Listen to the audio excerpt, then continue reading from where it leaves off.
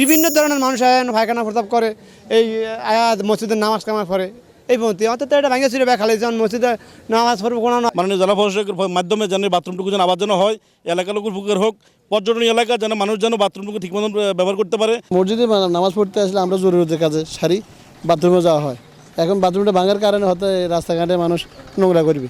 কত শত মুসলিরা ওই বিভিন্ন জায়গা থেকে আসে, এখানে লঙ্গর দেয়, ট্রলার আসে লঙ্গর দেয়, তারা বসে আবার বাথরুমটা যেন করে দেওয়া হয়, এই জন্য আমরা সরকারের কাছে আবেদন জানি। উচ্ছেদ নথি সৃজনের জন্য পানি উন্নয়ন বোর্ড চিঠি দেয়, সে প্রেক্ষিতে চিঠি আমাদের অফিসে দেওয়া হয়েছে, সেই প্রেক্ষিতে আমাদের ম্যাজিস্ট্রেট নিয়োগ করা হয়েছে। ম্যাজিস্ট্রেট নিয়োগ করার পর আমরা এখন এসে উচ্ছেদ কার্যক্রম পরিচালনা করেছি। খুবই ইতিবাচক রেসপন্স সবার, সবাই দেখলাম এই অবৈধ স্থাপনাগুলা উচ্ছেদের পক্ষে। তো যা যা উচ্ছেদ করা অবৈধ স্থাপনা আছে সবগুলো আমরা উচ্ছেদ করছি।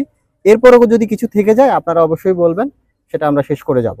আমাদের এখানে লক্ষ লক্ষ টাকার বিজনেস, দোকানপাট, আমরা এতদিন এখানে ব্যবসা বাণিজ্য করছি। হ্যাঁ, অনেক কষ্টের পর আমরা এগুলা একটা ভালো একটা লাইন গেট তৈরি করছি।